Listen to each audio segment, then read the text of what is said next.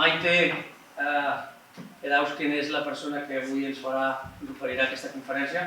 Si ho permeteu, parlaré en castellà perquè ella ens entengui. El fin de semana, sábado y domingo, juntamente con científicos del Instituto Francés de Investigación, que se llama IFREMER, uno de los centros de investigación más importantes de Europa, vamos a marcar atunes con marcas electrónicas PUPA para que los científicos puedan tener datos que les permitan un mejor conocimiento y gestión de estos peces. No queremos nunca perder la oportunidad que cuando hacemos un fin de semana de marcaje, durante la semana podamos hacer tres cosas. La primera es hacer llegar a la ciudad, a la población, el mensaje de colaboración entre científicos y pescadores recreativos. Una actividad que crea muchas sinergias y que permite acercamiento y también, evidentemente, ampliar el conocimiento tanto de pescadores como de científicos, ¿no? La segunda es hacer llegar a la sociedad un mensaje, vamos a llamarle lo más diverso pero a la vez formal posible, sobre cosas que pasan en el mar, porque el mar está muy lejos de tierra, no sé lo que pasa, y por esto hacemos una serie de conferencias esta semana, y una de ellas es la que nos va a ofrecer Maite, que no tan solo es una conferencia vinculada al mar desde el punto de vista de la ciencia, sino también de la condición de género, ¿vale? Mañana vamos a ofrecer dos conferencias más sobre el back limit, sobre aves marinas, etcétera, etcétera. Y bueno, y nada más, presentaros a Maite. La conocimos no hace mucho porque vino aquí a Cataluña a participar en un marcaje de tiburones y después nos invitó a su tierra a ver cómo lo hacía. Y nosotros lo que decimos cuando presentamos a Maite es que es una persona que le interesa más el cómo que el resultado. Y para un científico y para una persona que le gusta el conocimiento, olvidar un poco el resultado y hacer las cosas bien y entender que el resultado va a ser una consecuencia de cómo hacemos las cosas, hoy en día a veces es de alabar, ¿no? Porque hoy desgraciadamente la gente va como muy vinculada al resultado y poco, ¿no? Y la gente que se orienta al resultado a veces no disfruta del cómo.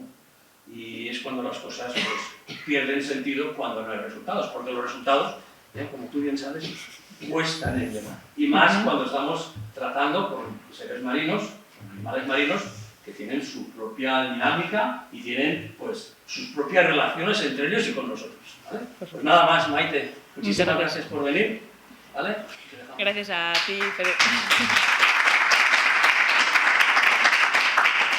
Buenos días a todas y todos. Bueno, con la presentación de Fede, pues yo soy Maite Edausken Estramiena, soy oceanóloga, estoy trabajando en AZTI y bueno, desde Scientific Anglers me pidieron dar esta charla hoy debido a un proyecto piloto que hemos puesto en marcha en el Golfo de Vizcaya, pero para llegar a esa foto que hemos visto donde estoy marcando un tiburón, quería contaros un poco cuál ha sido mi viaje personal, porque sé que parte de la organización de esta semana viene de la Asociación de Mujeres del Mar de Cataluña, entonces me pidieron un poco que explicase cuál había sido mi recorrido para llegar a esto.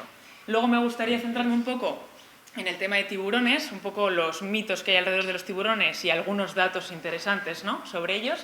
Y por último ya explicaros el proyecto piloto que hemos puesto en marcha en el Golfo de Vizcaya. Entonces nada, para llegar a esta foto, ¿dónde empezó y cómo empezó todo? Vais a conocer un poco más de mí. Bueno, pues yo de pequeña, mi padre es biólogo y me encantaban los animales, pero a la vez me encantaba el mar. Empecé a bucear con 5 años, me pasaba muchísimas horas dentro del agua. Con la edad fui estudiando y descubrí que existía una carrera que se llamaba Ciencias del Mar y dije, ¡buah, esta es la mía!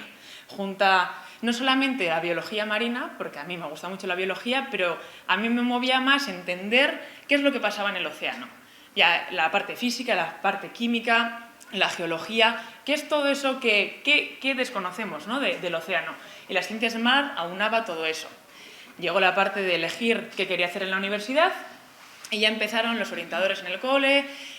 Pero biología marina, eso no tiene salida, vas a acabar de profesora, no vas a encontrar trabajo, mejor haz algo que tenga una salida. Y entonces, bueno, pues me daba la nota y me apunté a medicina. Y una noche me desperté había tenido un sueño súper real y en un lado, primero estaba en urgencias, llegaba gente, un agobio, tenía que dar malas noticias a familiares, amigos, me sentía angustiada. Y en otro lado de repente me encontré en la proa de un barco con la melena al viento y dije yo, una sensación de libertad, salitre, y ahí decidí, di el primer paso en, pues al camino que me ha traído aquí hoy. Me inscribí en Ciencias del Mar, por supuesto siempre con todo el apoyo de mi familia, y dije, bueno, lo que tenga que ser será, yo voy a iniciar este camino y ya veremos dónde acabo. Y como veis ahí, pues bueno, el camino empezó bien, me fui a Galicia, a Vigo, a hacer Ciencias del Mar, y ahí en los 4 años que estuve en la carrera, bueno, pues es muy divertido ver la imagen que tenía la gente de lo que yo hacía en la carrera. Estaban mis amigos que creían que trabajaba con tiburones, que mirad, irónicamente ha sido el final el inicio de un nuevo camino ahora mismo, lo que mis padres creían que hacía, ¿no? Que básicamente era beber cervezas en la playa. Lo que la sociedad pensaba era que siempre cuando te dicen Ciencias del Mar, bueno, trabaja con Flipper o libera a Willy. Eran las dos cosas que veían. Luego los políticos, ¿no? Que siempre nos ven manifestándonos, conservacionistas, el medio ambiente. Lo que yo creía que hacía, que era cuidar el planeta y tratar de dejar un mejor mundo a las generaciones futuras de lo que lo hemos encontrado nosotros, y lo que realmente hacía, que era pasar entre libros y ordenador la mayor parte del tiempo. Pero la verdad que todas estas partes, todo el mundo tenía cierta parte de razón. Me tocó ir a ver el tiburón blanco, he conseguido viajar por todo el mundo, bueno, había mucho de ordenador, la verdad que me veía como una socorrista a veces, ¿no? del medio ambiente. Entonces, bueno, todos tenían su parte de razón en lo que hacía. Durante la carrera tuve la oportunidad de verme involucrada en diversos proyectos. Probé todo tipo de trabajos de campo, desde embarrarme buscando tipos de poliquetos hasta muestreos en el mar, en laboratorio, y eso me permitió cruzar el Atlántico en un barco científico y ver tipos de especies que, la verdad, han servido para inspirar a todo tipo de películas del cine, pero es que no me extraña, o sea, no sabía ni que existían.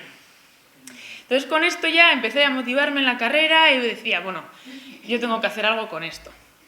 Había hecho una estancia durante la carrera en Baja California, y la verdad es que Baja California me enamoró. Es un sitio que tiene una biodiversidad marina espectacular. Y fui allí a hacer el máster, la maestría, como llaman ellos, en ecología marina. Había intentado hacer el proyecto de fin de máster con un profesor que trabajaba con tiburones, pero eran muchos los alumnos que querían hacerlo con él, y dijo, mira, yo ya no puedo atender más alumnos. Conseguí otra investigadora muy buena que, por suerte, tenía contactos con un investigador de Scripps de Estados Unidos y trabajaban en un proyecto con tema de meros y garropas en Baja California. Entonces, tenían los fondos, los recursos y la plataforma para que yo plantease un proyecto, lo desarrollase y lo ejecutase en Baja.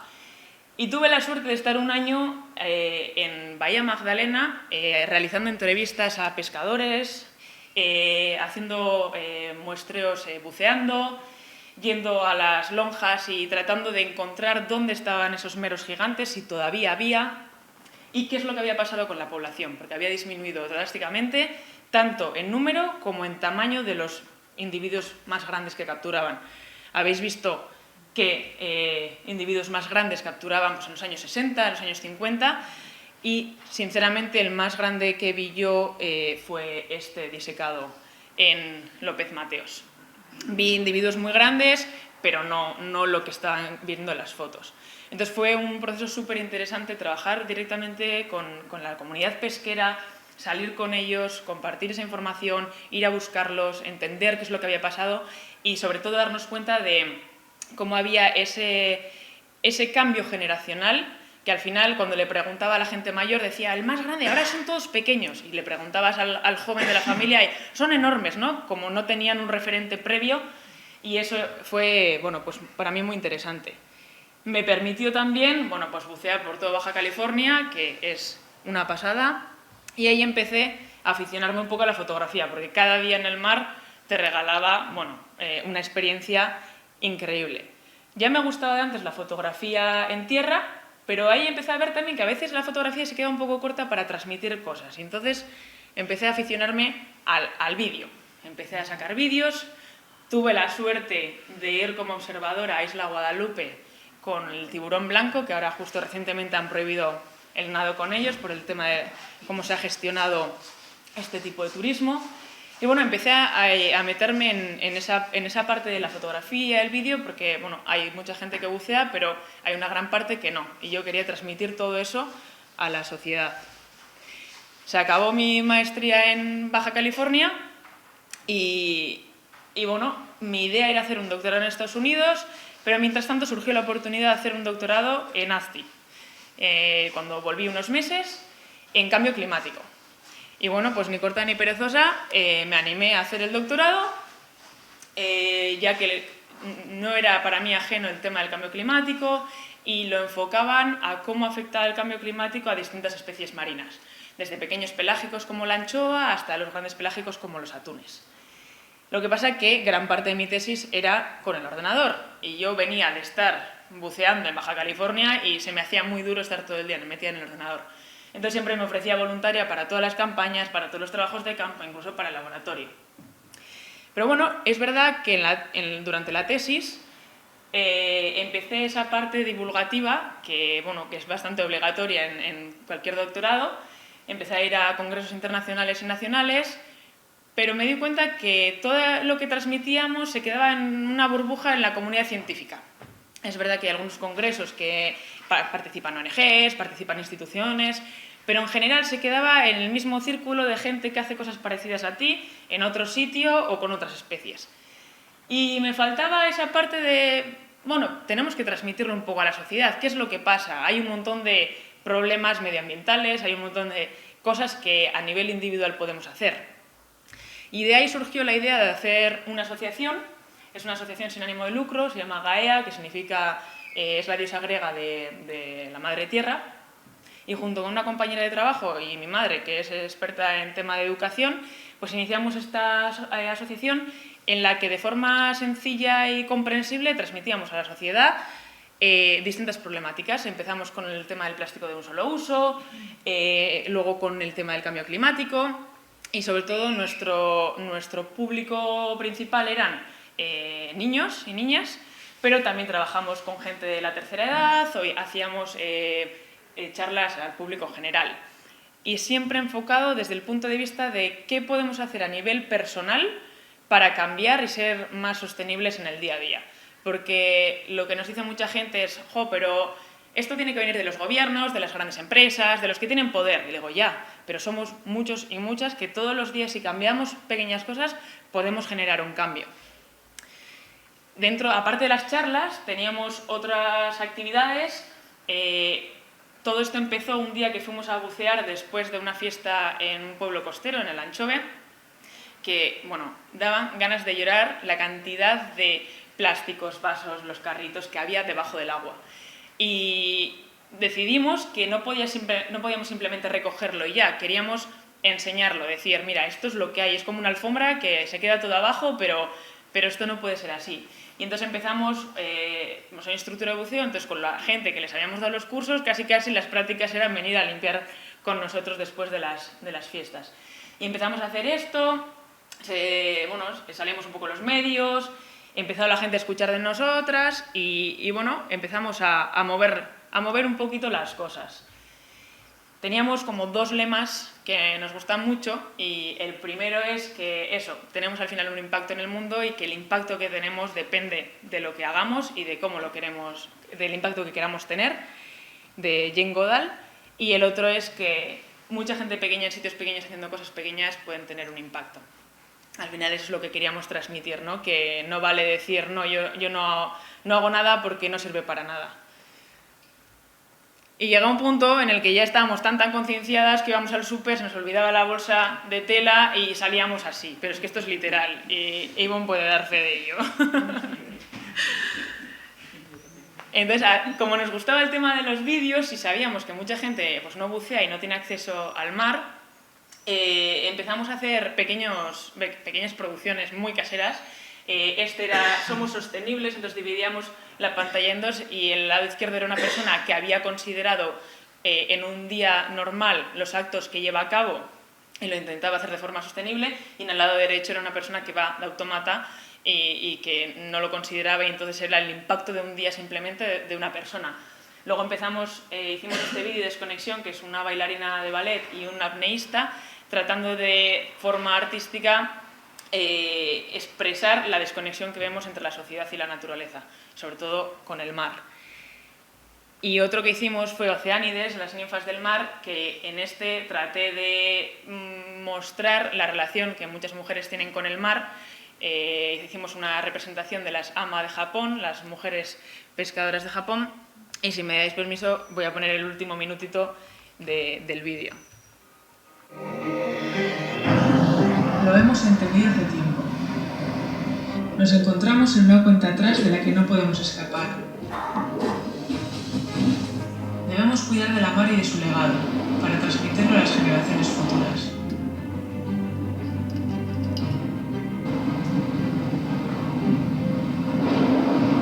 Por ello, mujeres de todos los lugares, edades y culturas luchan cada día por proteger y conservar la mar. Nadie se lo ha pedido.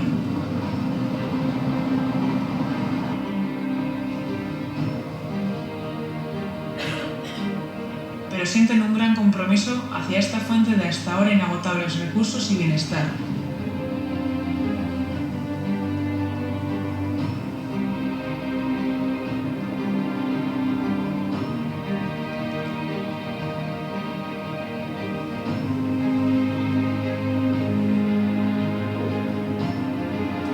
Sin el cual, toda la supervivencia humana estaría en peligro. Es por ello que cada acción en el cuidado de la mar cuenta y suma. Y cuantas más seamos,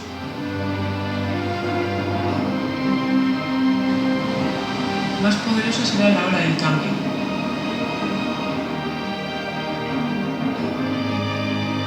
Porque nosotras somos el presente y el futuro, y de nosotras depende transmitir este legado.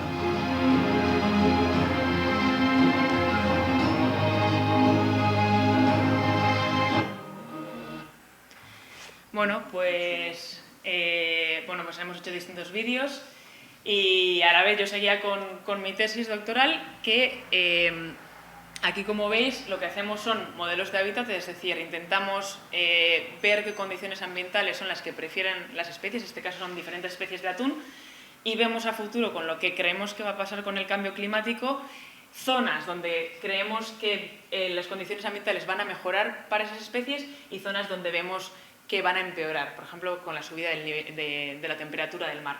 Entonces, bueno, estas son proyecciones que no se pueden tomar, son modelos al final, que simplifican mucho la realidad, pero nos dan una idea de los cambios que están pasando y que creemos que pueden pasar a futuro. Y haciendo estos modelos, estos son de atunes, dije, ¿y por qué no con tiburones? Que al final también son depredadores tope y también súper importantes en el ecosistema. Entonces, antes de llegar a la parte del proyecto de tiburones en la que surgió esto, me gustaría hablar un poco del tema de tiburones. No sé hasta dónde conocéis del ciclo de vida de los tiburones, pero bueno, voy a hacer así una breve presentación. Existen más de 1000 especies de elasmobranquios. Los elasmobranquios que se dividen en 60 familias de tiburones, rayas y quimeras. En tiburones hay más de 500. ¿Qué diferencia los elasmobranquios de los otros peces? ¿Alguien sabría decirme? Bueno, tienen el cuerpo cartilaginoso, no tienen huesos, ¿vale? Entonces, son igual de fuertes, pero no son tan rígidos como los peces óseos. Tienen el cuerpo cubierto de dentículos dérmicos, es como si fueran pequeñas placas que lo que les hace es proteger y les da mucho hidrodinamismo. Esto lo vemos, es como el papel de lija. Si tocásemos un tiburón de cabeza a la cola, lo sentiríamos suave, si lo tocásemos al revés, bueno, nos cortaría, ¿vale? Y los tiburones renuevan continuamente los dientes. Pueden renovar, o sea, pueden generar hasta 1000 dientes o pueden perder hasta 1000 dientes anuales. Y a veces un diente les dura una semana. Entonces, es lo que vemos que tienen varias filas de dientes las mandíbulas de los tiburones. Hay tiburones desde unos que nos entran en una palma de la mano, el tiburón pigmeo o enano, hasta tiburones de 13 metros. Es el tiburón ballena, que es el pez más grande del mundo. Poseen 7 sentidos. El ser humano posee 5. ¿Alguien sabría decirme cuáles son los otros 2? ¿No? Vale, pues poseen, por un lado, la línea lateral, que es como los peces. Al final lo que notan son diferencias de presión. Y por otro lado tienen electroreceptores, es decir, son capaces de detectar campos eléctricos de otros especies cuando están muy cerca. Por eso un tiburón que va buscando, por ejemplo, en la arena en el fondo, es capaz de detectar una especie que esté enterrada. Y eso lo detectan a través de las ampollas de Lorenzini, que son lo que parecen pecas, son agujeritos que están conectados internamente entre sí. Entonces tienen 7 sentidos. Son especies que no tienen vejiga natatoria como los peces óseos para mantener la flotabilidad, pero tienen unos hígados llenos de aceite de baja densidad, y eso es lo que les permite subir y bajar en la columna de agua. Y generalmente tienen una coloración, si nos fijamos, más oscura en la parte dorsal, en la parte arriba, y más clarita en la parte ventral. ¿Y esto para qué? Pues para camuflarnos. Cuando nosotros miramos desde superficie hacia abajo, vemos el agua en general azul, menos en el País Vasco que es verde, solemos verla, y entonces si el tiburón por arriba es más oscuro, nos cuesta distinguirlo. Sin embargo, si un depredador está por abajo y mira hacia superficie, con la luz es mucho más clarito. Entonces esto sirve para camuflarse. Y en general son especies de lento crecimiento y tienen poca descendencia. Hay algunas especies que se calcula que tardan 20 años en ser maduros y poder reproducirse, con lo cual cualquier afección a sus poblaciones pues tarda mucho tiempo en recuperarse. No es como los pequeños pelágicos que tienen una tasa de recuperación mayor. Y la gestación de algunos tiburones puede ir desde los 3-4 meses hasta los 2 años que tarda el tiburón anguila en tener las crías. Hay una gran diversidad de formas de reproducción. Bueno, gran diversidad no, 3. Están los vivíparos, que es como todos los mamíferos, es decir, tienen las crías dentro de la tripa y ya nacen vivas. Luego están los ovíparos, que son los que ponen huevos y directamente el huevo eclosiona fuera de la madre. Y luego están los ovovivíparos, que son los que tienen huevos dentro, pero el huevo eclosiona dentro y ya las crías nacen vivas. Este sería como una mezcla de los otros 2. Tienen dimorfismo sexual, ¿qué es esto? Que se distinguen fácilmente exteriormente los machos de las hembras, y aquí podemos ver, estos son los gonopterillos o pterigopodios, o los claspers que se les llama también, del macho, ¿vale? Son como los 2 penes del macho y las hembras carecen de ello. El problema es que cuando son juveniles, por ejemplo, los claspers pueden ser muy pequeñitos y no se llegan a ver fuera de la aleta. Y un mito, pues el ser humano no está en la dieta de los tiburones, ¿vale? El ser humano no somos ricos para los tiburones. Los ataques de tiburones en general suelen ser porque se confunden con otras presas, porque hay seres humanos pues, haciendo surf en la zona de alimentación del tiburón blanco.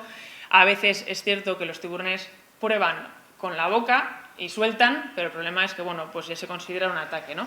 Pero el ser humano no está en la dieta de los tiburones. La mayor parte de tiburones se alimenta de peces, moluscos y crustáceos. Y luego ya algunos más grandes como el blanco o el marrajo, por ejemplo, pues pueden comer especies más grandes como focas o leones marinos. Luego hay algunos que son herbívoros, que es decir, se alimentan de plancton, que son el tiburón peregrino y el tiburón ballena. Estos son del club de los peces son amigos, no comida. Estos son que no comen peces.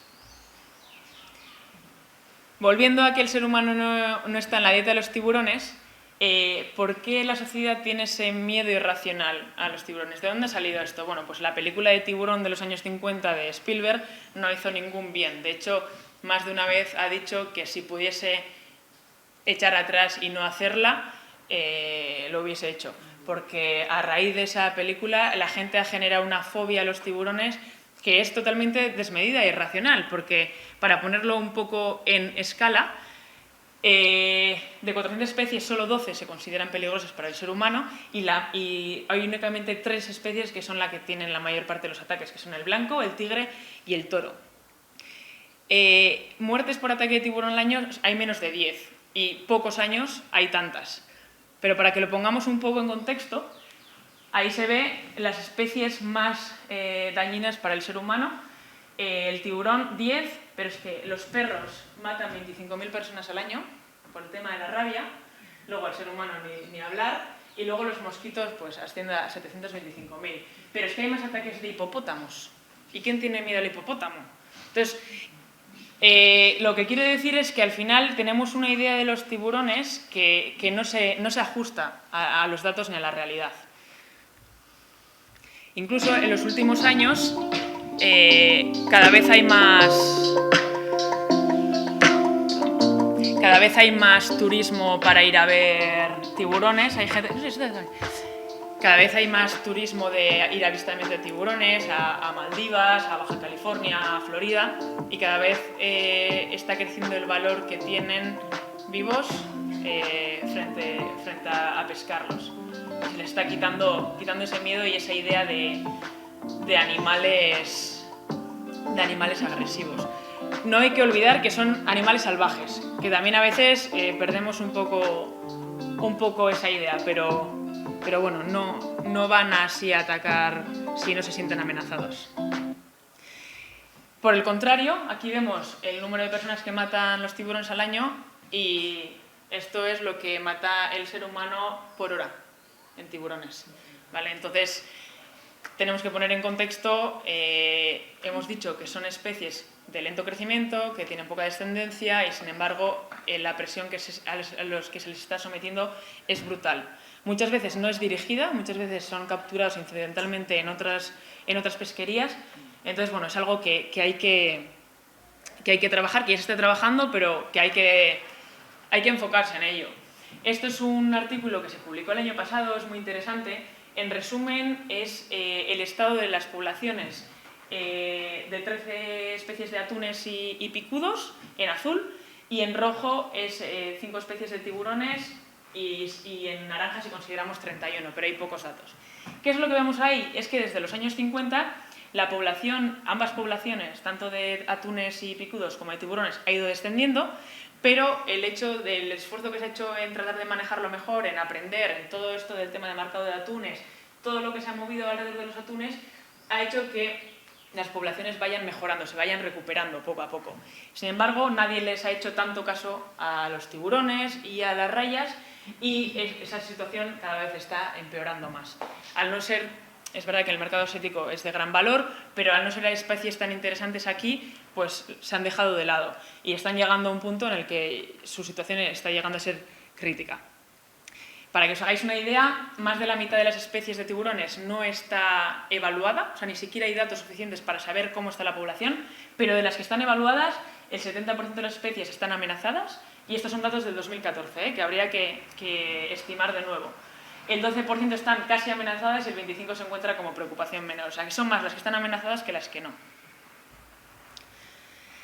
Y los tiburones son necesarios en nuestros ecosistemas. Al final lo que hacen es regular toda esa cadena trófica que está por debajo de ellos, las poblaciones de otras especies de peces, y mantienen el equilibrio. Entonces, justo ahora que ha salido la noticia del proyecto, la gente me decía, pero tenemos tiburones en la costa vasca. Y yo, sí, pero es que eso es bueno. Tenemos que verlo como una buena señal. El hecho de que haya tiburones en el ecosistema es una señal de salud de ese ecosistema. Bueno, depende de cómo esté la población, pero tenemos que agradecer que esté y quitarles ese miedo que tenemos y, al contrario, yo animo a la gente que si tiene la oportunidad de ir a verlos y a nadar con ellos, es una experiencia espectacular. Y entonces, ya terminando con esta parte de presentación general de los tiburones y centrándonos en el proyecto del Golfo de Vizcaya, bueno, a raíz de ir a verlos en Bermeo y tal, me empecé a preguntar, pero aquí solamente están en verano, se van el resto del año, por dónde suelen andar, siempre zona de cañones. Entonces me empecé a hacer preguntas y con Martín, que también anda con el tema de los atunes, dijimos, pues vamos a proponer un proyectillo para ver si podemos aprender un poco más de estas especies. Lo hemos centrado en 2 especies de tiburones, la tintorera o tiburón azul, que es la especie que más hay a nivel mundial y que se captura en todos los océanos, que tiene importancia ecológica, como hemos dicho, pesquera, y ahora últimamente también ha empezado el tema del turismo. Y luego el marrajo o el tiburón dientuso, que es una especie que está en peligro y ahora mismo no se puede capturar. Pero también teníamos constancia de avistamientos en el Golfo de Vizcaya. Esto es un mapa con todas las observaciones, tanto de marcado, de observaciones de gente que sale al mar, de trabajos científicos que había sobre el tiburón azul entre el 2002 y el 2018. Y si os fijáis, la zona del Golfo de Vizcaya es una zona roja. Decíamos, no puede ser que no haya ningún estudio en el Golfo de Vizcaya siendo una zona tan importante para esta especie. Y sobre todo, si vemos las observaciones de pequeños juveniles, bueno, veíamos que había un montón.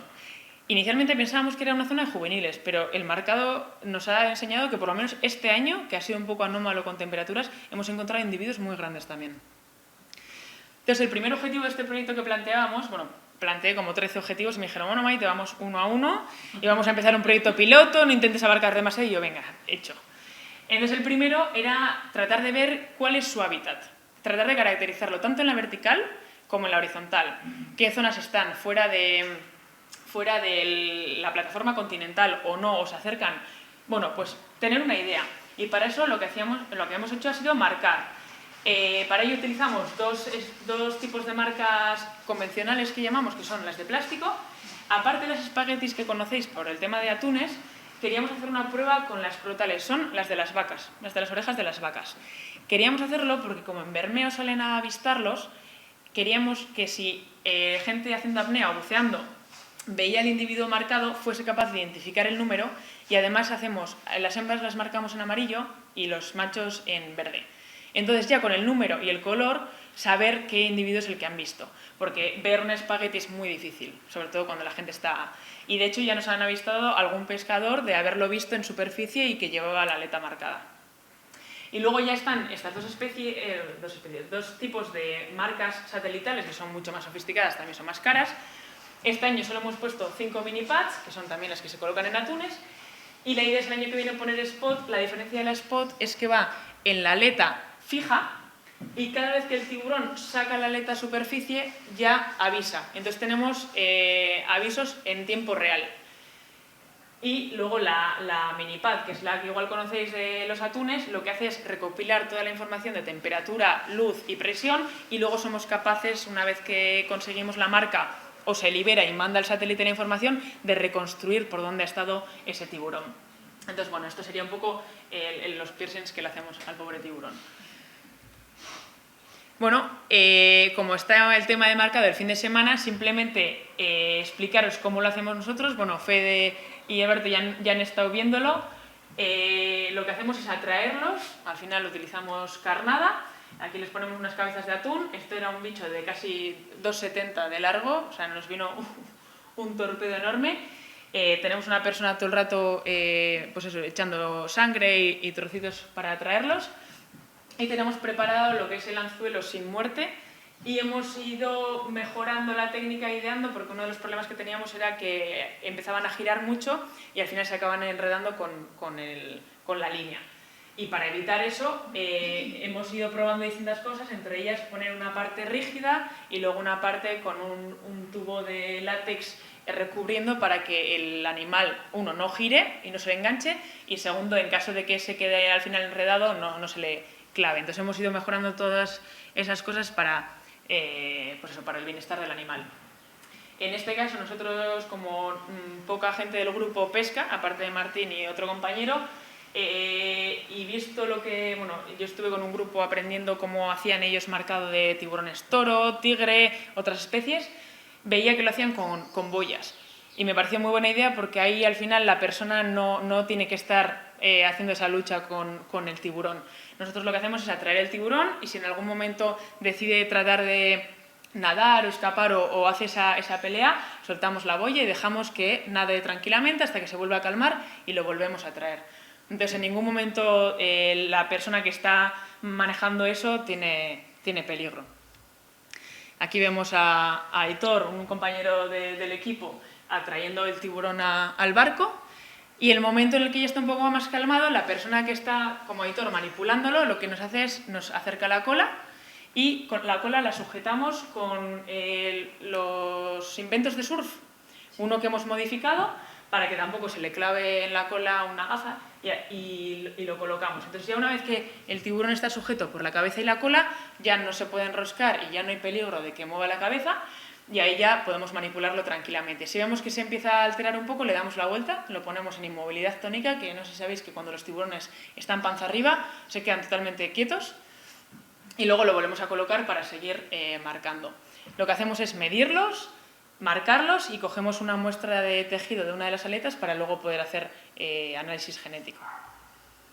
Una vez que ya tenemos el tiburón alrededor del barco, lo pescamos, siempre utilizando la mejor forma de manipulación posible, lo sujetamos por la cabeza y la cola y lo ponemos en inmovilidad tónica, es decir, le damos la vuelta.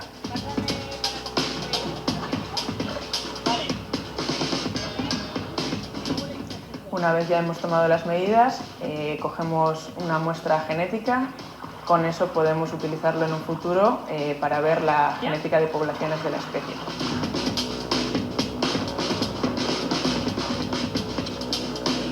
Por otro lado tenemos marcas satelitales. Estas marcas se colocan y se les asigna un momento de liberación. Durante ese tiempo, 6 meses, 1 año, van a estar colectando datos de temperatura, presión, luz, que luego nos van a servir para ver qué variables ambientales prefieren, qué rangos de temperatura, por ejemplo, les gustan más, y una vez que se libera esa marca, somos capaces de recolectar todos esos datos y reproducir o reconstruir los patrones de migración que han tenido.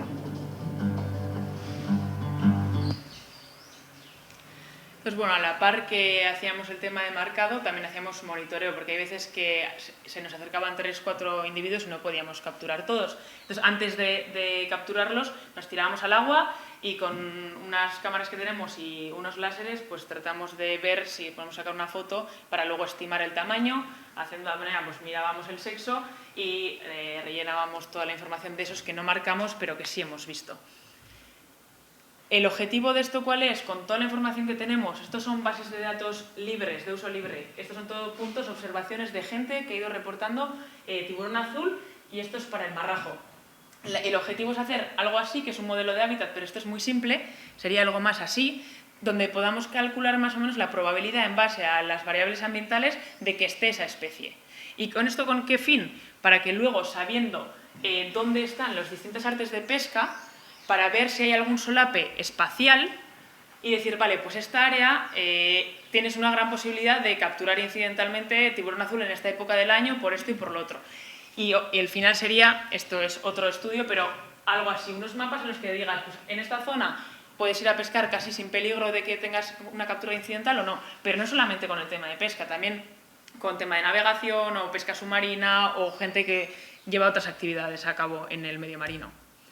Y luego el cuarto objetivo que vamos a poner en marcha este segundo año es, tenemos un montón de muestras de agua de distintas campañas y cada vez que salimos al mar también las vamos recolectando, y cada una de las especies, bueno, tenemos la información genética, el ADN, si hay algún trozo de tejido que se haya quedado o de fluido de un tiburón que haya pasado por cierto lugar, va a quedar en el agua durante las siguientes 24 horas hasta que se degrada. Entonces, en esa muestra de agua somos capaces de ver en las 24 horas previas qué especies ha habido. Entonces, sin ver directamente el tiburón, en las muestras de agua que hemos recolectado aquí vamos a ser capaces de ver si antes de que se cogiese esa muestra de agua se había pasado un tiburón azul, un marrajo. Queremos incluir otras especies como el tiburón peregrino, el tiburón zorro, o cualquier especie que nos interese. Entonces es algo que vamos a iniciar este año, pero que puede dar mucha información de especies que a veces ni se observan porque no hay nadie para verlas, pero que realmente están ahí. Y luego, un objetivo que para mí es muy importante y muy interesante es el tema de la ciencia ciudadana. Iniciativas como las de Scientific Angler o las de Red Promar en Canarias, que están teniendo mucho éxito, hemos hecho un llamado para que la gente que sale a navegar, a pescar o lo que sea, y ve tiburones, no solamente las 2 que tenemos en el proyecto, sino cualquier especie de tiburón, que por favor nos dé el aviso. Y como veis, pues ya nos han llegado algunos vídeos, la gente está empezando a reportar, a veces no me llegan a mí directamente, sino a otro que me los pasa, pero bueno, poco a poco lo que queremos es que la gente empiece, bueno, que sepa de esta iniciativa y con todos esos puntos ir identificando zonas donde creemos que es más probable encontrar estas especies. Y esto es el cartel que hemos hecho para difundir a la gente. Bueno, pues sobre todo lo que nos interesa es saber las coordenadas, cuándo lo han visto y si estaba marcado. Y si tienen alguna foto o vídeo, pues ya sería maravilloso. Y hasta aquí lo que tenía que contaros. Quería agradecer, bueno, a ASTI, por supuesto, y a todo el equipo de Marcado, que ha sido una curva de aprendizaje muy interesante y ha sido muy bonito hacerlo en conjunto. Y bueno, y lo que nos queda por aprender todavía, por supuesto, a Scientific Anglers por invitarme a estar aquí hoy. Y a todas las personas que han reportado avistamientos, a la financiación y a las instituciones colaboradoras del proyecto por el momento. Así que muchísimas gracias.